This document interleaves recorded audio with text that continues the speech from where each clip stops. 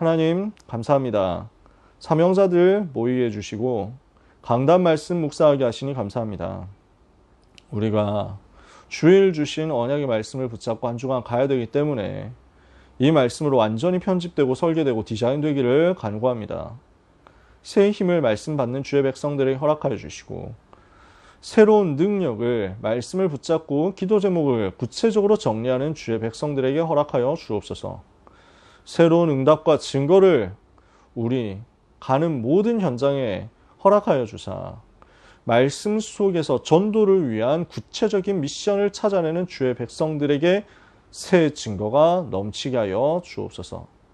현장 살리기를 소원하는 주의 백성들에게, 그러나 현장 살릴 능력은 부족한 주의 백성들에게 우리의 힘과 우리의 능력으로 되지 않고 오직 여호와의 신으로 되는 것임을 확인시켜 주옵소서. 예수 그리스도의 이름으로 기도합니다. 아멘. 사명자들 앞방 주일 강단 메시지 정리하는 시간이고요. 오늘 같이 나눌 제목은요, 기다림의 힘을 가진 자입니다. 성경 구절은 우리가 너무 잘 아는 구절입니다. 사도행전 1장 4절에서 8절, 사도와 같이 모이사 그들에게 분부하여 이르시되 예루살렘을 떠나지 말고 내게서 들은 바 아버지의 약속하신 것을 기다려라. 요한은 물로 세례를 베풀었으나 너희는 몇 날이 못되어 성령으로 세례를 받으리라 하셨느니라. 그들이 모였을 때 예수께 여쭈어 이르되 주께서 이스라엘 나라를 회복하심이 이때니까 하니 이르시되 때와 시기는 아버지께서 자기의 권한에 두셨으니 너희가 알 바 아니오? 오직 성령이 너희에게 임하시면 너희가 권능을 받고 예루살렘과 온 유다와 사마리아와 땅 끝까지 이르러 내 증인이 되리라 하시니라 했습니다. 그 구절입니다. 기다리는 거죠. 예수님께서 여러분 잘 아시지만 마태복음 16장 13절에서 20절까지 예수는 그리스도라고 하는 가장 중요한 고백 이후에 이것을 확인하셨죠. 그 고백 이후에 엄청난 축복을 주셨잖아요. 예수를 그리스도로 고백하는 것이 최고 고백이다. 이것을 확인시켜 주시고 너는 베드로다. 내가 이 반석 위에 내 교회를 세우겠다. 음부의 권세가 너를 이기지 못하리라. 내가 천국 열쇠를 너에게 주겠다. 다 줬단 말이에요. 근데 그렇게 해놓고 제자들을 경계하셨어요. 이게 20절이죠. 제자들을 경계하사 아무에게도 자기가 그리스도인 것을 말하지 말라고 하셨다. 이유가 뭐겠습니까? 숨겨와야 된다는 말이냐? 아직도 비밀이냐? 그런 말은 또 아니에요. 왜냐하면 요한복음 보면요, 계속 나와요. 예수를 그리스도라고 고백하는 사람들이 계속 나와요. 예수를 그리스도로 고백하지 못하도록 금지시키고 이건 아니에요. 그러니까 자기가 그리스도인 것을 아무에게도 말하지 말라고 하신 것은 철저하게 금지시키겠다는 이유가 아니에요. 예수님 만난 사람들은 예수님 그리스도 같은데 이렇게 합니다. 당국에서도, 유대 종교 당국에서도 예수를 그리스도라고 하는 자는 출교시키겠다 하고 경고를 했단 말이에요. 그 말은 예수를 그리스도로 고백하는 사람들이 자꾸 나왔다는 말이죠. 말하지 못하도록 입을 막는 게 목표가 아니고요, 아직 남았다는 거예요. 섣불리 행동하지 말라는 거예요. 그게 주님의 의도였어요. 제자들을 경계하사 자기가 그리스도인 것을 아무에게도 말하지 마라 하셨다. 왜요? 설치지 말라고. 경계하신 이유는 뭡니까? 아직 받아야 할 응답이 남아있기 때문입니다. 어떤 응답이 남았겠습니까? 갈보리산 체험해야죠. 감람산 체험해야죠. 마가다락방 체험해야 된단 말이에요. 그러니까 지금 사도행전 1장 1절에서 8절의 응답을 아직 받아야 돼요. 그러니까 그거 받을 때까지 움직이지 마라. 그 응답을 받아야 되니까 뭐가 필요하냐면요, 기다리는 힘이 필요한 거예요. 예루살렘을 떠나지 말고 내게서 들은 바 아버지의 약속하신 것을 기다려라. 그 기다리는 힘을 우리가 가져야 되겠습니다. 그럼 어떻게 기다려야 됩니까? 그냥 멍하게 가만히 있으란 얘기가 아니거든요. 일심으로, 전심으로, 지속으로 기다리는 겁니다. 이렇게 기도하면서 기다리는 거지 가만히 멍하게 시간 보내라는 게 아니에요. 기다리는 겁니다. 아주 힘있게 기다리는 겁니다. 기다리는 거예요. 아주 능력 가지고 기다리는 겁니다. 기다리는 거예요. 적극적으로 기다리는 거예요. 가만히 멈춰 있는 것, 그게 소중한 일인데, 좋은 일인데, 중요한 일인데 그냥 아무 생각 없이 퍼질러져 있는 게 아니라 아버지의 약속하신 것이 무엇인지를 알고 기다리는 것. 그 약속하신 것을 달라고 기도하면서 임할 때까지 기도하고 기다리는 것. 왜 그렇습니까? 결국 성령이 역사하셔야 되거든요. 우리는 전도운동 해야 돼요. 세계복음화 해야 됩니다. 영혼을 뒤집어야 됩니다. 이 땅을 변화시켜야 되고 이 땅의 흐름을 바꿔야 됩니다. 우리가 할 수 있습니까? 못해요. 우리 고등부의 흐름도 우리는 못합니다. 성령께서 역사하셔야만 가능합니다. 성령께서 역사하셔야만 영혼이 움직여집니다. 성령께서 역사하셔야만 현장이 움직여집니다. 그 영적인 역사가 일어나야 되는 거예요. 그것을 하나님은 우리에게 주시겠다고 하십니다. 그래서 우리는 간구하면서 기다리는 겁니다. 언제까지 기다려야 되느냐? 우리의 삶에 성령의 역사가 나타나고 성령의 열매가 임할 때까지 기도하고 기다려라. 그래서 우리가 무능을 두고 질병을 두고 또 시대를 두고 후대를 두고 질문을 하니까 거기에 대해서 하나님은 우리에게 어떤 답을 주십니까? 올바른 복음 회복해라. 올바른 전도 운동해야 되겠다. 올바른 후대 렘넌트 운동해야 되겠다. 이런 답을 우리에게 주시고 우리가 여기까지 오게 하셨잖아요. 그래서 그러면 구체적으로 어떻게 살려내고 무엇을 가지고 살려내야 되겠느냐? 살려낼 방법이죠. 정말 복음 회복하고 전도 회복하면서 후대 살려내고 문 닫는 교회를 살리려고 하니까 뭐가 필요하냐? 모든 문제를 해결하신 그리스도께서 그 그리스도께서 무엇을 약속하셨냐면 성령을 보내시겠다 약속하셨어요. 보혜사를 내가 너희에게 보내겠다. 내가 아버지께 구하겠으니 그가 또 다른 보혜사를 너희에게 주사 너희와 영원토록 함께 있게 하실 것이다. 성령을 받으라. 오직 성령이 너희에게 임하시면 권능받고 세계 살리게 될 것이다. 그래서 성령의 능력 역사 체험하면 그 성령의 역사로 말미암아 세계를 살리게 될 것입니다. 우리는 이걸 지금도 사모하고 바라보는 거예요. 이것을 위해서 우리가 무엇을 해야 되겠습니까? 여기까지가 서론이었어요. 목사님 메시지 중에서는요. 근데 제가 일부러 이 부분을 조직화 시킨 거예요.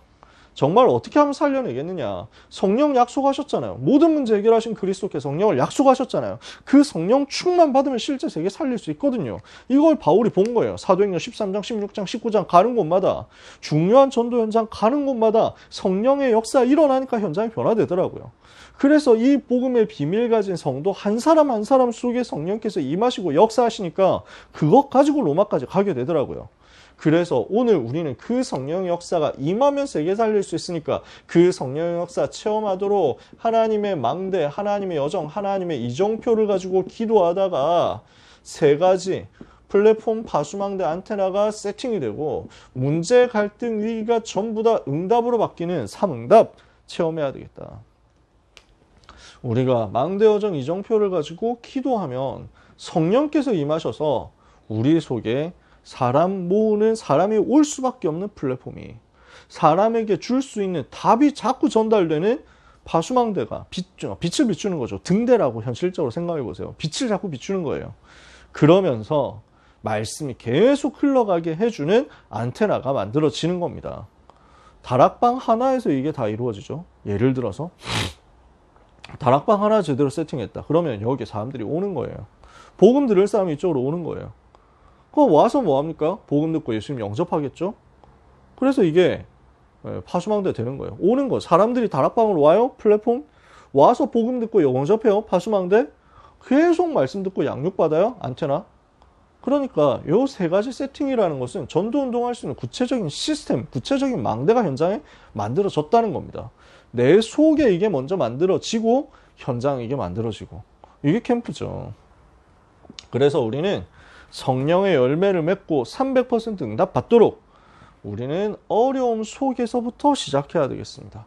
성령의 열매가 맺혀질 것인데 오직 성령의 열매는 사랑과 희락과 화평과 자비와 양선과 온유와 충성과 오래 참과 절제다. 순서가 뭔가 헷갈린 것 같은데 괜찮습니다. 왜냐하면 9가지 뿐이겠어요? 성령의 열매가 9가지만 있습니까? 아니에요. 더 많아요. 목사님이 외우기 쉬우라고 세 가지 이렇게 설명을 하셨잖아요. 근데 사실 9가지 한 가지예요. 9가지 다 통하는 겁니다. 그러니까 복음 누리고 있고 성령 역사 일어나는데 사랑하게 되겠어요? 미워하게 되겠어요? 성령 역사 일어나는데 온유하게 되겠어요? 거만하게 되겠어요? 고집 부리게 되겠어요? 성령의 충만한 역사가 일어나는데 내가 조급해지겠어요? 오래 참게 되겠어요? 간단한 거예요. 성령의 역사가 내게 충만하게 임하니까 가는 조직마다 배신하더라. 원피스 징배가 요즘 배신의 아이콘으로 나와 있는데 가는 곳마다 배신하더라. 그렇겠습니까? 충성, 살려내는 거예요. 자꾸 살려내고 자꾸 회복시키고 그러면 불신자가 좋아하겠습니까? 싫어하겠습니까? 왜 저 뛰어난 놈이 나한테 계속 충성만 하느냐? 너무 기분 나쁘다. 이럴 사람이 어디 있습니까? 다 좋아하죠. 이 같은 것을 금지할 법이 없느니라. 불신자가 봐도 인정하는 거예요. 이 열매는요. 그러면 이 열매 가진 사람 현장에서 전도문이 계속 열리겠죠. 이 응답이 우리에게 임하도록 우리는 어려움 속에서 하나님의 축복을 찾아내야 되겠습니다.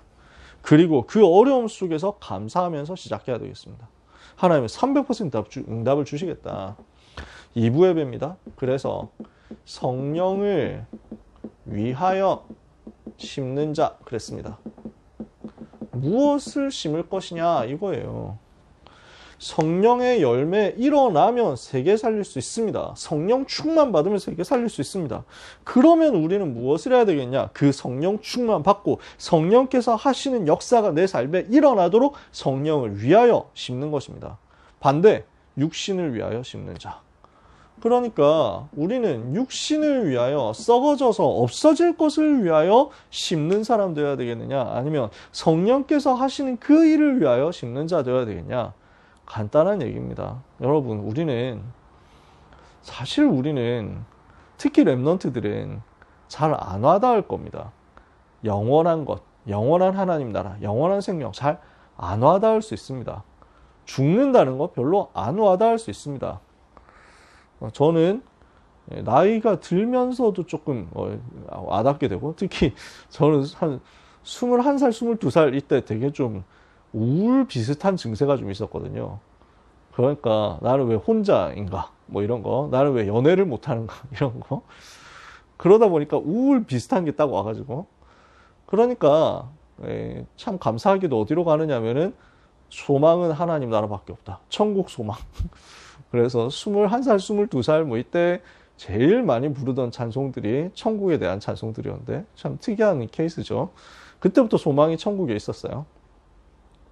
결혼하고 나서 아이를 키우는데 하나님 은혜로 너무 막 도우시는 은혜를 많이 받잖아요. 근데 보다 보니까 자꾸 그렇게 생각나는 거예요. 아, 언젠가는 떠나야 되겠구나. 언젠가는 아이를 두고 천국 가야 될 날이 오는구나. 이런 게 자꾸 생각이 나요. 그냥 나이가 들어서 그런 것도 있겠고, 아이 키우면서 그렇게 보이는 것도 있겠고, 그렇겠죠. 아, 사는 게 하나님의 은혜로 사는 거고 한순간이구나 자꾸 보이더라고요. 아마 랩넌트들은 잘 이해가 안 될 수 있습니다.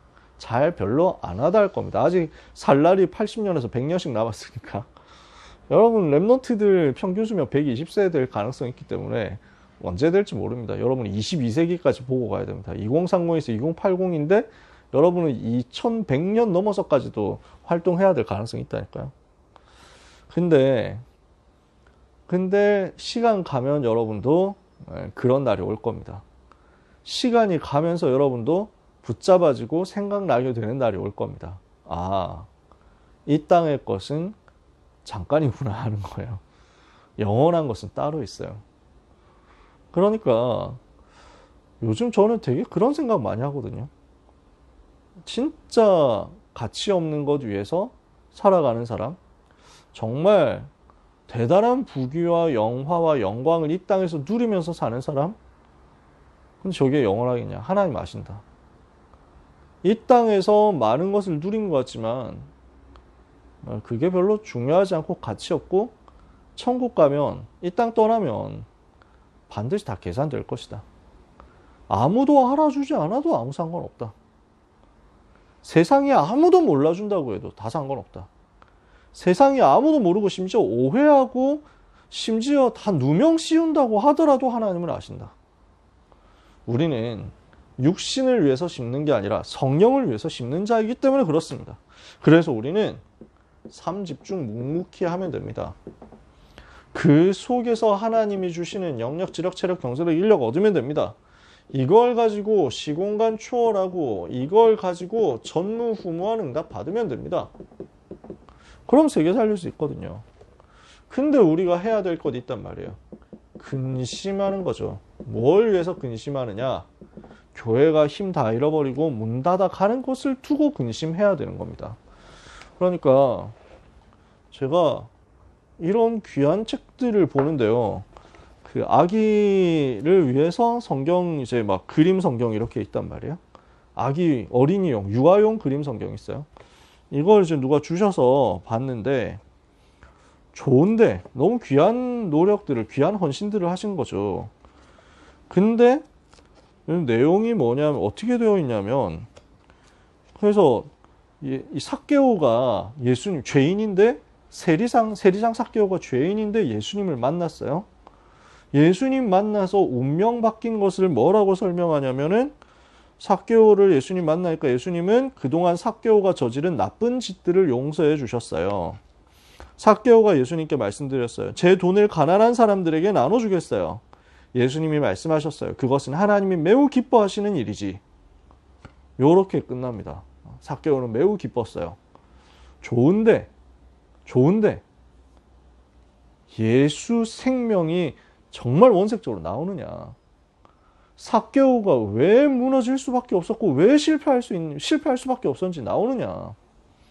삭개오가 잡혀 있었던 영적인 문제, 그 배경에 있었던 사탄의 전략 나오느냐? 그리스도 만나면은 나쁜 짓 한 것, 잘못한 것 용서받고 앞으로 착하게 살아야 되겠다. 이렇게 되는 겁니까? 맞는데 그게 왜 없겠어요? 맞는데 그게 본질이냐 하면 아니잖아요. 그러니까 제가 이분들을 폄하하는 게 아닙니다. 지금 이 출판사가 잘못됐다 얘기하는 게 아니에요. 하실 수 있는 수준에서 최선을 다하신 거예요. 요즘엔 아예 예수 얘기도 안 하는데요. 아니, 저 한번 메시지를 나갈 겁니다만 다음 주쯤 메시지 나가겠지만 어제 신학원에서 되게 막 핏대를 올리면서 얘기했는데 우리나라 국가인권위원회가 있습니다. 여기 위원장으로 이번에 임명이 된 분이 헌법재판관 출신이신데 아주 예수님 잘 믿는 분이시더라고요. 모처럼 참 너무 귀한 분이다 이런 생각 들었어요. 청문회를 했단 말이에요. 국회의원들이 이분을 막 공격을 하는 거예요. 뭘 공격하느냐? 동성애를 인정하느냐 안 하느냐? 그러니까 이분이 크리스찬이잖아요. 저는 동성애는 맞지 않다고 생각합니다. 이랬다니까요. 그러니까 지금 그게 혐오 발언이다 하면서 막 공격을 하는 거예요. 어떤 국회의원은 막 감히 성경을 들먹이면서 자, 이제 후보자님 잘 들으세요. 성경 성경 좋아하시는데 성경이 이렇게 돼 있어요. 예수님이 가늠한 여인을 보고 누구든지 죄 없는 자가 돌로 치라고 했어요. 지금 후보자는 지금 돌로 치는 거예요. 혐오 발언하고 있는 거 모릅니까? 뭐 이러면서 막 하더라고. 그러니까 완전 헛소리 하는 거지. 성경도 전혀 모르는 사람이 성경 얘기를 하고 있는 거예요. 그 말은 동성애가 죄라는 것을 본인도 인정한다는 거거든요. 죄 없는 자가 돌로 쳐라. 이 여자가 지금 죄인인데 현행범으로 가늠하다 잡힌 건데 가늠한 여자를 용서하신 걸 가지고 끌고 들어와 가지고 동성애를 차별하면 안 된다 이 얘기를 하는 건 전혀 맞지 않는 얘기죠. 그렇지? 동성애자 우리가 혐오하고 동성애자 저주하고 징후합니까? 아니에요. 어려움 당하는 사람들이고 만나보면 다 갈급한 사람들이고 무너진 사람들, 상처 입은 사람들 복음으로 살려야죠. 용서하고 살리는 거예요. 우리는 그거 하자는 건데 동성애를 죄라고 말하는 것 자체를 금지시켜 놓고 그걸 보고 당신은 예수의 사랑을 모르는 사람이다 하면서 공격을 하고요. 그러면서 또 뭐라고 하느냐면은 진짜 기가 찬 게 많았는데 혈압이 올라가지고 다 볼 수가 없더라고요. 알고리즘에 떠가지고 잠깐 봤는데 뭐라고 하느냐면 후보자는 국회의원들이 질문하는 거예요. 후보자는 지금 창조론을 믿느냐 진화론을 믿느냐. 그래서 저는 창조론을 믿습니다. 그러니까 벌떼같이 나와가지고 지금 그게 국가기관의 책임자로서 할 소리냐 이러면서 막 공격을 하는 거예요. 진화론을 안 믿는다, 진화론을 부정한다, 그게 무슨 기관의 대표자가 될 자격이 있는 사람이냐 하면서 말요. 그래요. 그러니까 이 사람이, 이 후보자가 아주 침착하게, 이런, 진화론도 과학적으로 증명된 게 없습니다.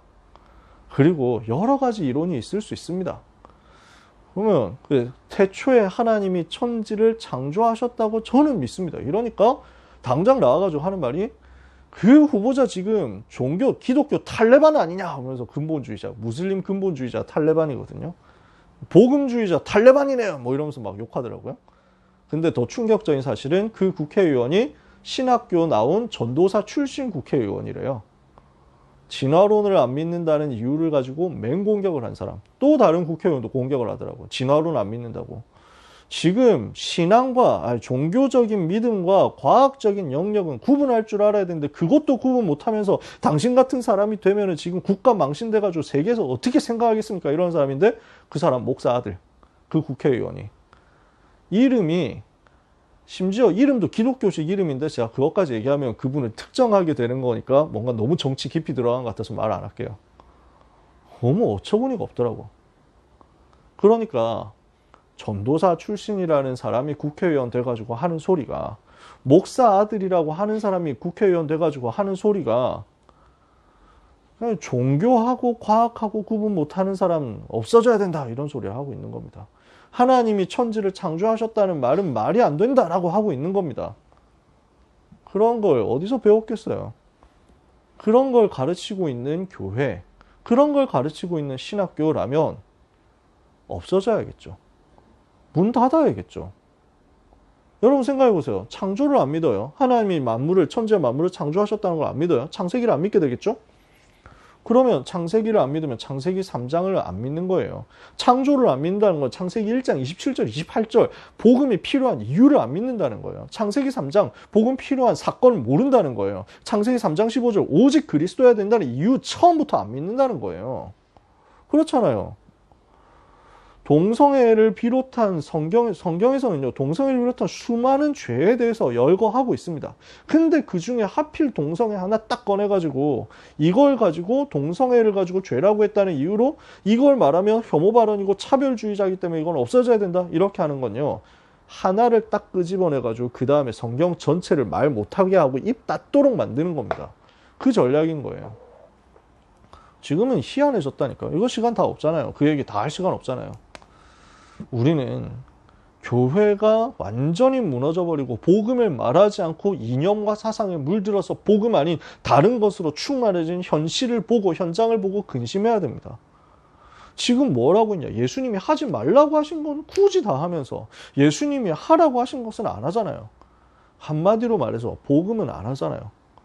율법을 가지고 정죄하고 비난하고 판단하고 그러면서 오직 그리스도, 오직 하나님 나라, 오직 성령 충만, 이 오직에 대해서는 절대 말 못하게 하고, 그러니까 결국 무너질 수밖에 없잖아요.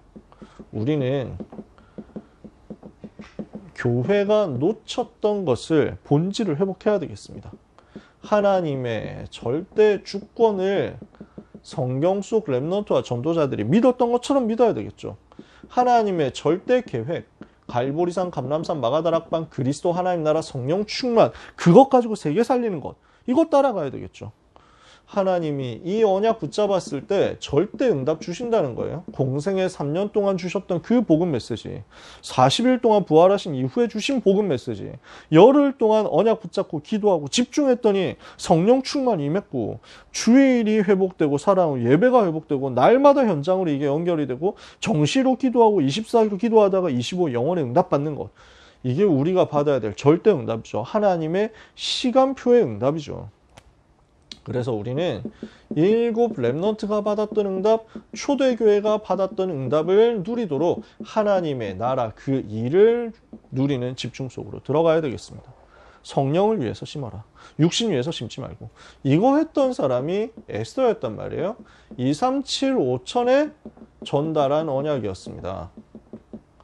에스더가 뭘 했느냐? 자, 우리가 300% 응답 가지고 무엇을 해야 되느냐? 전문성과 현장성과 시스템에 대해서 300% 응답 받아야 되는데 이것 가지고 뭘 해야 되겠느냐? 237 나라 살리고 병든 자 살리고 렘넌트 살려야 되겠다. 237 치유 서밋 사역해야 되겠다.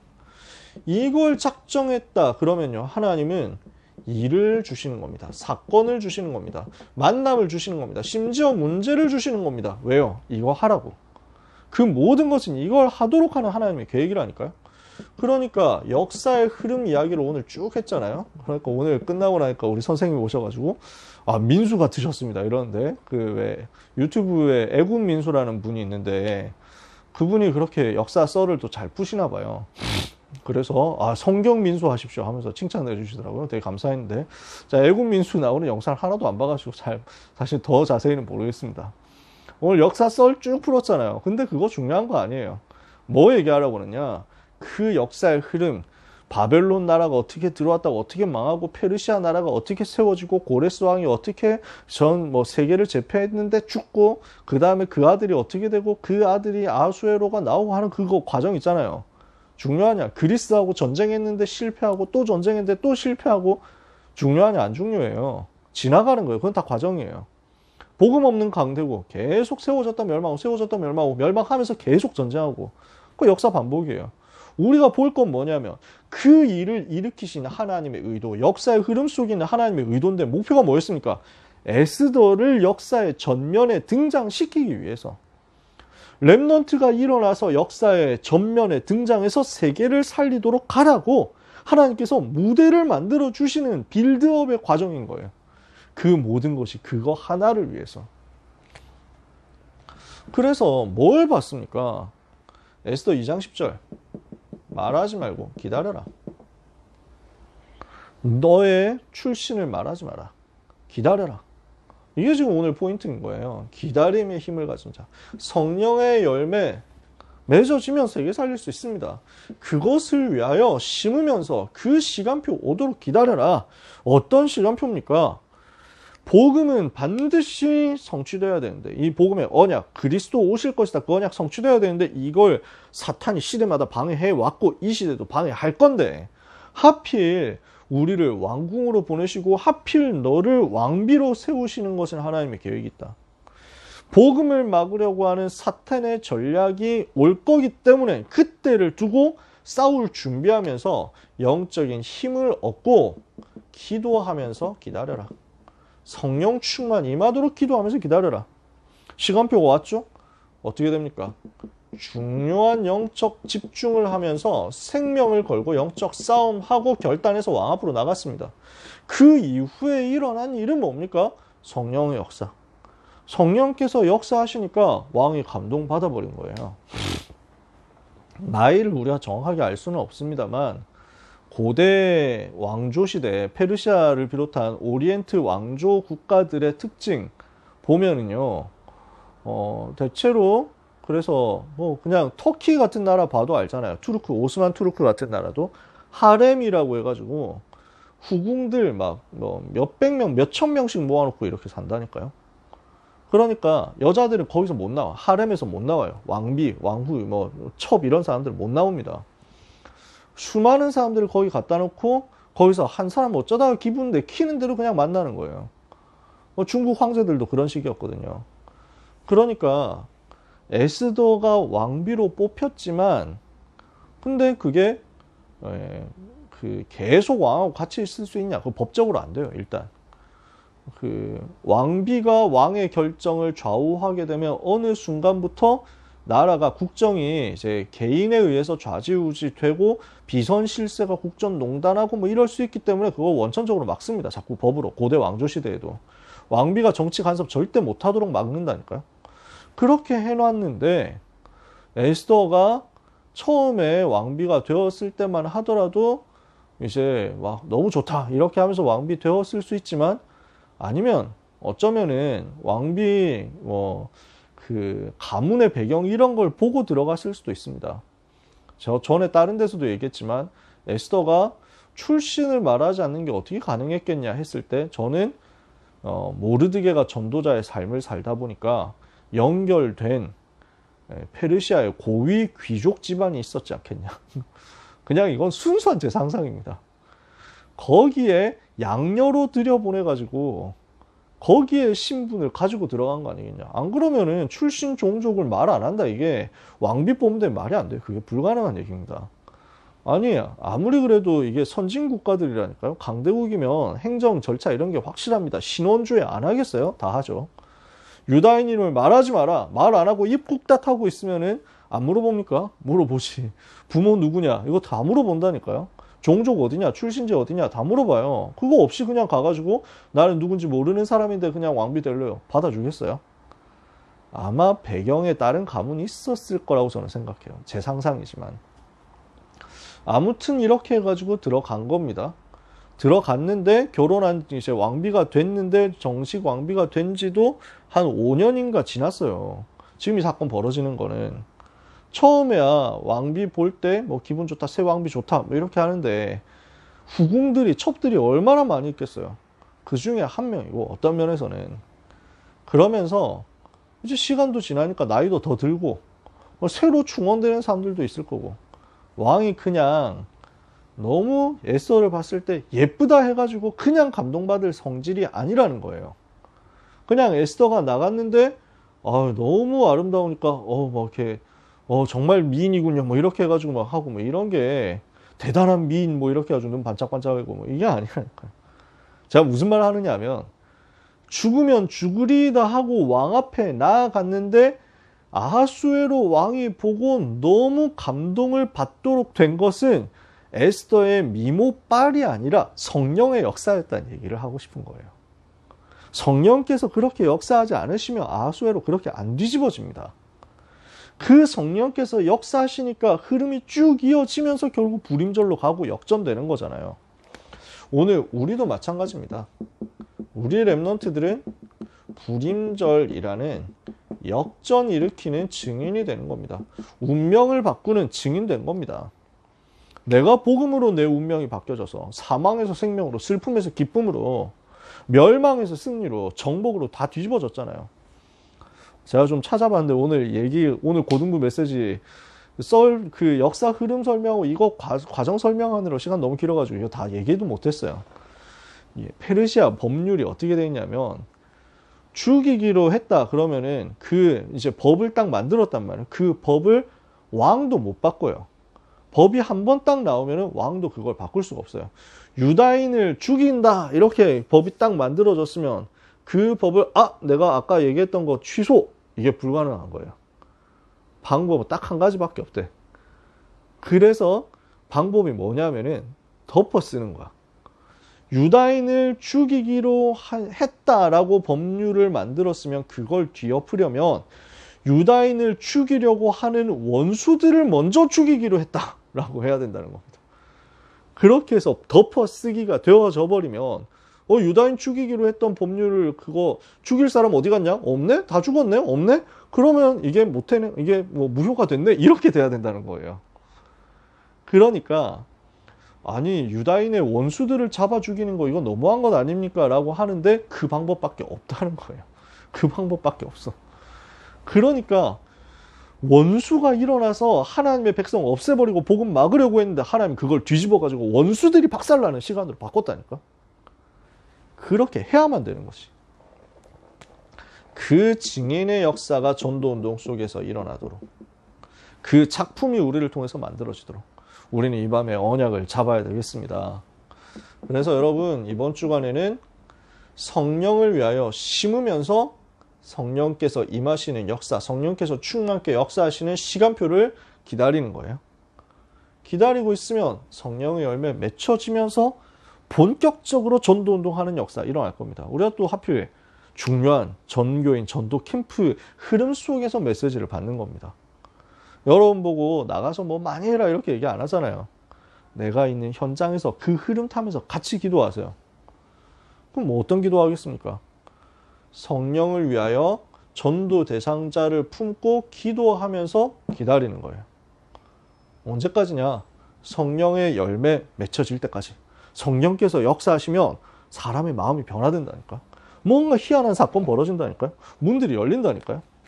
그래서 기다리는 겁니다. 뭐 하면서 기다릴까요? 문 닫는 교회를 살리도록 기도하면서 기다리면 됩니다. 이걸 위해서 기도하면서 기다리자. 두 번째, 사탄의 견고한 진을 무너뜨리도록 사탄과 싸우면서 기도하면서 기다리자. 그래서 우리는 강한 자를 결박해야 되거든요. 오늘 메시지에 나왔잖아요. 하나님의 성령을 힘입어 귀신을 쫓아내고 강한 자 결박해야 되거든요. 고린도서 10장 4절 5절 우리의 가진 무기는 육신에 속한 것이 아니요 오직 어떤 견고한 진도 무너뜨리는 하나님의 강력이라. 모든 이론을 무너뜨리며 모든 생각을 사로잡아 하나님께 복종하게 하고 스스로 하나님을 대적하여 스스로 높아진 모든 것들을 사로잡아 그리스도께 복종하게 하는 것이다. 이 싸움하는 거죠. 세 번째, 성령의 열매가 맺혀질 만큼 성령 충만 달라고 기도하면서 기다리는 겁니다. 오순절 날이 나에게 임하도록 기도하는 겁니다. 이거 하면서 기다리는 거예요. 그러면 증인으로 서는 날은 올 겁니다. 증인되는 날 오게 되어 있습니다. 승리하는 날 오게 되어 있습니다. 반드시 옵니다. 응답의 날, 불임전의 날 반드시 옵니다. 그때까지 뭐 하면 되느냐? 낙심하지 말고 기도하면서 기다려라. 지치지 말고 기도하면서 기다려라. 조급해하지 말고 기도하면서 기다려라. 갈라디아서 6장 9절에 대한 간증 전화하고 싶은데 지금 시간이 없습니다. 마무리하려고요.